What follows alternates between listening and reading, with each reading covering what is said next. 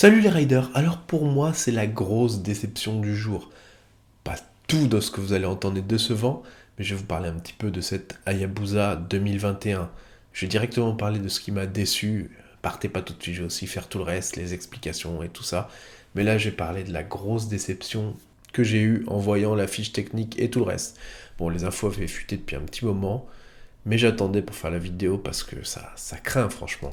C'est, c'est ni plus ni moins une petite mise à jour de la moto en rajoutant de l'électronique et du poids quoi. Voilà, pas grand chose de folichon. Elle perd des chevaux, elle perd du couple. Oui d'accord, un meilleur aérodynamisme. De toute façon maintenant les motos sont bridées à 300. Donc l'intérêt, il est un peu perdu. On a l'impression que Suzuki essaie de sortir la tête de l'eau en ressortant des vieux modèles et de vendre sur l'aspect émotionnel des gens. Oh, la Yabusa, trop beau, j'en avais une dans ma jeunesse, machin et tout, je vais en reprendre une. Mais non, on sait très bien que non, c'est pas ça. De 1999 à 2007, il y a eu la phase 1, si je ne me trompe pas, 175 chevaux, 14,1 Nm de couple. Ensuite, la phase 2 de 2008 à 2017, 198 chevaux, 15,5 Nm de couple pour 220 kg à sec.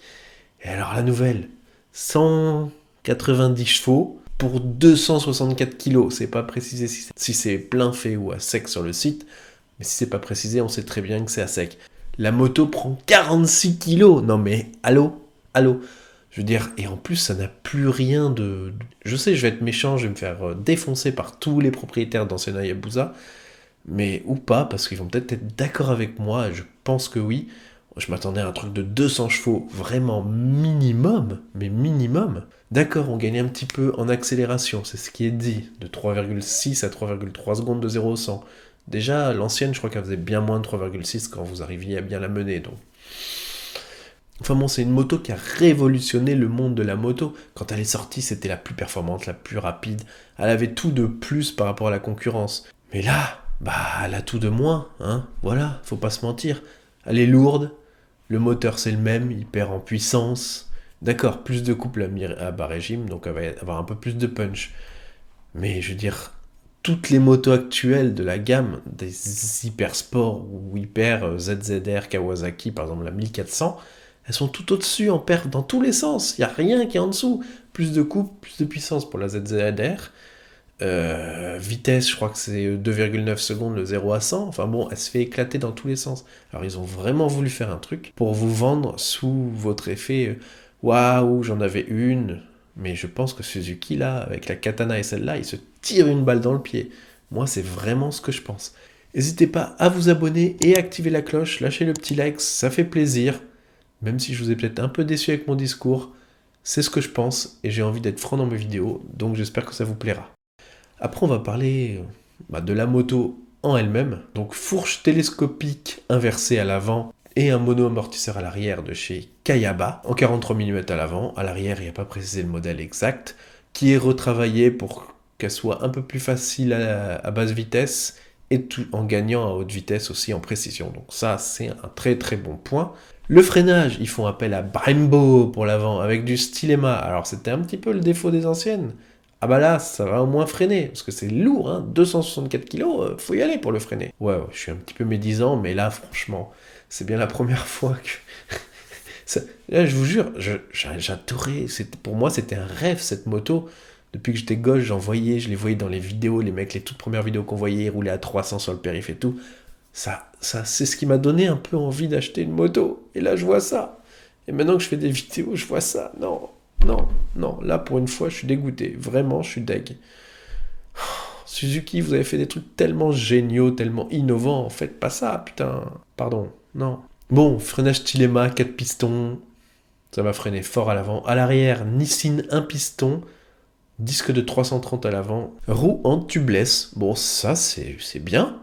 Normalement, c'est censé faire perdre du poids aussi. Elle sera montée avec des pneus exclusifs pour la moto. Bon, c'est vrai que c'est des motos qui ont quand même énormément de couple, on va pas leur reprocher ça, qui sont très sensationnelles à piloter. Je suis monté une seule fois sur la première Hayabusa, là, je crois que c'était 2001, 2002, et c'est vrai que je suis monté à l'arrière, hein, j'étais encore assez gamin, c'est pour ça que je vous ai dit, c'est une moto qui me faisait vraiment rêver. C'était impressionnant et à la fois doux, agile, j'avais surkiffé, c'est peut-être un peu ça qui me donne envie de passer le permis. Alors là, j'ai les bouts. un réservoir de 20 litres, avec une consommation en hausse, ce qui est très rare avec les normes Euro 5, elle passe de 5,7 à 6,7 litres au 100 sur la fiche technique. Bon, après en soi, ça reste des consommations assez raisonnables pour des moteurs comme ça, franchement, sur ça, moi, ça me dérange pas, je trouve ça normal. Pour ce qui est du couple et de la puissance, on en a déjà parlé, mais en fait, ils ont fait en sorte que le couple soit beaucoup plus présent en bas, ce qui fait que ça va améliorer les performances à l'accélération et donner un meilleur agrément de conduite. Une coque de selle arrière que vous voyez sur les photos qui sera en option pour 206 €. Ensuite, on arrive sur la nouvelle, une centrale inertielle Bosch 6 axes qui, elle, est très complète là. Pour le coup, là, ils ont fait quelque chose de très bien. Un contrôle de traction sur 10 niveaux désactivable. Bien sûr, vous avez toujours les modes de conduite qui existent maintenant sur toutes les motos. Un shifter à la montée, à la descente. Le contrôle anti-wheeling sur 10 niveaux est désactivable. Ça va être bien pour ceux qui aiment bien avoir la roue un petit peu avant qu'il lève comme moi, juste un tout petit peu à l'accélération et qui reste un peu levé et qui retombe quand vous êtes sur piste à 250. Voilà. Le contrôle un frein moteur réglable aussi sur 3 niveaux et que vous pouvez enlever apparemment. Alors enlever le frein moteur, j'imagine que ça le réduit au maximum. Limitateur de vitesse, cruise control, launch control aussi. Enfin bon, tout ce qui est fait pour les départs arrêtés, tout ça était bien sûr rajouté vu que c'est vraiment une moto qui est à la base, bien sûr, pensée pour ça, même si ça reste une excellente routière. Les sports GT sont une catégorie qui est vraiment sympa. Je sais qu'il y a beaucoup d'aficionados de ce genre de catégorie. Personnellement, c'est pas ce qui m'attire le plus. Je préfère les motos beaucoup plus petites. Moi, j'aime bien les sportives, les trucs comme ça, je préfère. J'adore même la position de conduite des hypersports. Un système de freinage couplé, c'est vrai que ça, c'est pas mal. Vous avez bien sûr l'ABS cornering, donc dans les virages, l'anti-patinage aussi dans les virages. Donc pour la sécurité, c'est que du bon tout ça. Aide au démarrage en côte, ça peut toujours être utile. C'est vrai que surtout avec une moto qui pèse assez lourd. Personnellement, j'ai jamais essayé, mais je pense que c'est toujours ça de prix. Pour ce qui est du style, c'est vrai qu'ils ont gardé quand même ces lignes de l'Hayabusa qui représentaient cette aura, ce côté génial, ce côté beau et pas beau, ça dépendait. Moi, personnellement, je suis pas un grand fan de ce genre d'esthétique, mais je sais que ça plaît à beaucoup, mais c'est tranchant. C'est soit on aime, soit on n'aime pas. Personnellement, j'aime pas. Ils ont revu le coefficient de pénétration dans l'air pour améliorer l'aérodynamisme et la protection du pilote, ce qui fait que la moto va être plus collée au sol, va être plus performante. Comme je le dis souvent, l'important c'est le passage de la puissance à la roue. Pour ce qui est du bloc optique avant, il est tout nouveau avec du full LED, plus des LED aussi sur le côté pour les phares de jour et tout le reste.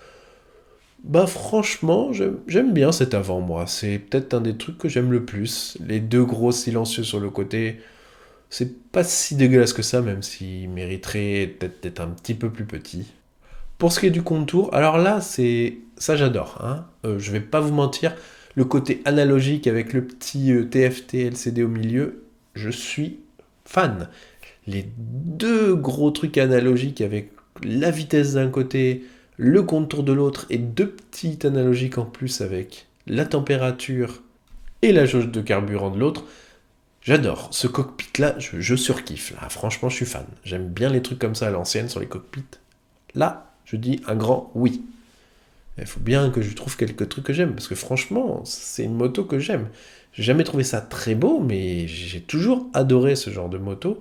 J'ai toujours rêvé, ça m'a toujours donné envie, mais là, je trouve qu'ils ont un peu foiré le côté sensationnel et exceptionnel, quoi. Ils ont repris l'ancienne, ils ont rajouté de l'électronique et basta, quoi. Voilà, en gros, pas d'innovation. Et c'est dommage.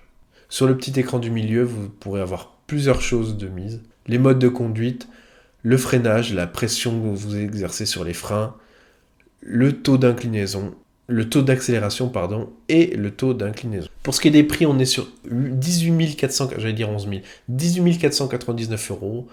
C'est dans le segment de ce genre de moto. Les sports GT sont entre 18 000 et 20 000 €, donc pas de ce truc ouf en soi, prix correct, voilà. Vous aurez 3 coloris, donc le blanc, le argent et rouge, et le noir et or. Voilà. C'est tout ce que j'ai à vous dire sur cette moto. J'espère que cette vidéo vous aura plu. Merci de me soutenir en vous abonnant, en likant, en activant la cloche la cloche, la cloche, en partageant la vidéo, etc. Merci beaucoup. Ciao les riders, bye.